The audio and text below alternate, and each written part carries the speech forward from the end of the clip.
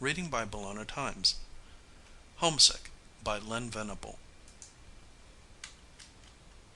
What thrill is there in going out among the stars if coming back means bitter loneliness?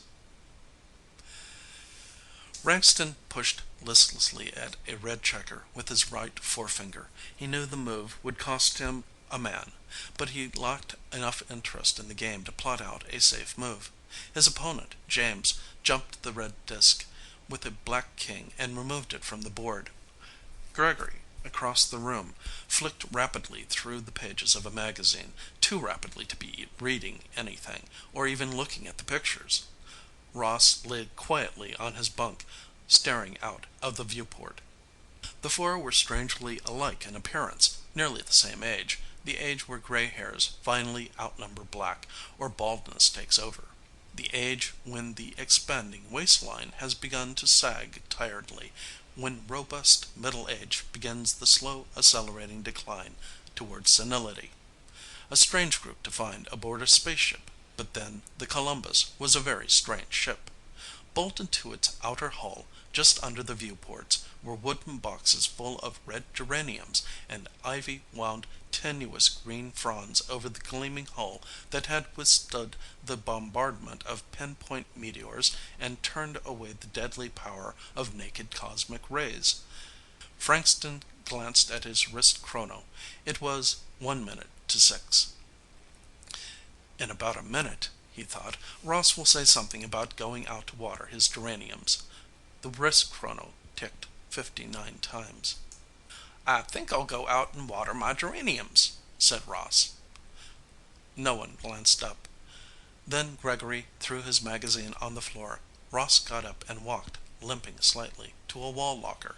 He pulled out the heavy, ungainly spacesuit and the big metal bulb of a headpiece. He carried them to his bunk and laid them carefully down. "Will somebody please help me on with my suit?" he asked. For one more long moment no one moved. Then James got up and began to help Ross fit his legs into the suit. Ross had arthritis, not badly, but enough so that he needed a little help climbing into a spacesuit. James pulled the heavy folds of the suit up around Ross's body and held it while Ross extended his arms into the sleeve sections. His hands, in the heavy gauntlets, were too unwieldy to do the front fastenings, and he stood silently while James did it for him. Ross lifted the helmet, staring at it as a cripple might regard a wheelchair which he loathed but was wholly dependent upon. Then he fitted the helmet over his head and James fastened it down and lifted the oxygen tank to his back. "Ready?" asked James. The bulbous headpiece inclined in a nod. James walked to a panel and threw a switch marked Inner Lock. A round aperture slid silently open. Ross stepped through it and the door shut behind him as James threw the switch back to its original position. Opposite the switch marked Outer Lock, a signal glowed redly, and James threw another switch. A moment later the signal flickered out. Frankston, with a violent gesture, swept the checkerboard clear. Red and black men clattered to the floor, rolling and spinning. Nobody picked them up. "What does he do it for?" demanded Frankston in a tight voice. "What does he get out of those stinking geraniums he can't touch or smell?" "Shut up," said Gregory. James looked up sharply. Curtness was unusual for Gregory, a bad sign.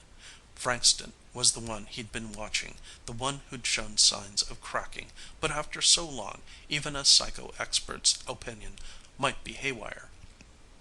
Who was a yardstick? Who was normal? "Geraniums don't smell much anyway," added Gregory in a more conciliatory tone. "Yeah," agreed Frankston. "I'd forgotten that. But why does he torture himself like this, and us too?" "Because that's what he wanted to do," answered James. "Sure," agreed Gregory. "The whole trip, the last 20 years of it, anyhow, all he could talk about was how, when he got back to Earth, he was going to buy a little place in the country and raise flowers." "Well, we're back," muttered Frankston with a terrible bitterness. "He's raising flowers, but not in any little place in the country." Gregory continued almost dreamily. Remember the last night out? We were all gathered around the view screen, and there was Earth, getting bigger and greener and closer all the time. Remember what it felt like to be going back after 30 years? 30 years cooped up on the ship, grumbled Frankston.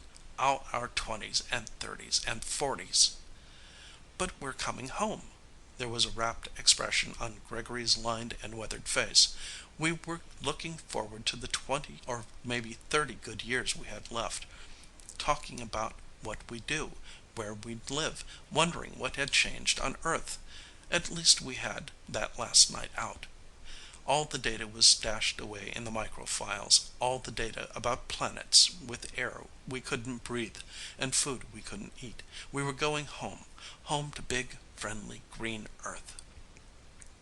Frankston's face suddenly crumpled as though he were about to weep, and he cradled his head against his arms.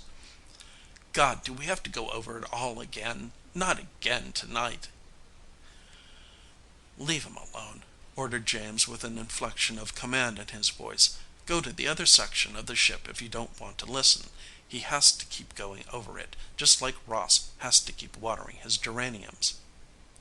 Frankston remained motionless, and Gregory looked gratefully at James. James was the steady one. It was easier for him because he understood. Gregory's face became more and more animated as he lost himself, living again his recollections. The day we blasted in. The crowds, thousands of people, all there to see us come in. We were proud. Of course we thought we were the first to land, just like we'd been the first to go out. Those cheers, coming from thousands of people at once. For us. Ross, Lieutenant Ross, was the first one out of the lock. We decided on that. He'd been in command for almost 10 years, ever since Commander Stevens died. You remember Stevens, don't you? He took over when we lost Captain Willers. Well, anyway, Ross out first, and then you, James, and you, Frankston, and then Trippitt, and me last, because you were all specialists and I was just a crewman. The crewman, I should say, the only one left. Ross hesitated and almost stumbled when he stepped out, and tears began pouring from his eyes, but I thought, well, you know, coming home after 30 years and all that, but when I stepped out of the lock, my eyes stung like fire and 1,000 needles seemed to jab at my skin. And then the president himself stepped forward with the flowers. That's where the real trouble began, with the flowers. I remember Ross stretching out his arms to take the bouquet, like a mother reaching for a baby. Then suddenly he dropped them, sneezing and coughing and sobbing for breath, and the president reached out to help him, asking him over and over what was wrong. It was the same with all of us, and we turned and staggered back to the ship, closing the lock behind us. It was bad then. God, I'll never forget it. The 5 of us, moaning in agony, gasping for breath, our eyes all swollen shut, and the itching. That itching! Gregory shuddered. Even the emotionally discipled James set his teeth and felt his scalp crawl at the memory of that horror. He glanced toward the viewport as though to cleanse his mind of the memory. He could see Ross out there among the geraniums, moving slowly and painfully in his heavy spacesuit. Occupational therapy. Ross watered flowers and Gregory talked, and Frankston was bitter, and himself? Observation, maybe. Gregory's voice began again. And then they were pounding on the lock, begging us to let the doctor in. But we were all rolling and thrashing with the itching, burning, sneezing, and finally James got himself under control enough to open the locks and let them in. Then came the tests, allergy tests. Remember those? They cut a little row of scratches in your arm. Each man instinctively glanced at his forearm, saw neat rows of tiny pink scars, row on row. Then they put a little powder in each cut, and each kind of powder was an extract of some common substance we might be allergic to. The charts they made were full of P's, P for positive, long columns of big red P's, all pollen, dust, wool, nylon, cotton, fish, meat, fruit, vegetables, grain, milk, whiskey, cigarettes, dogs, cats, everything.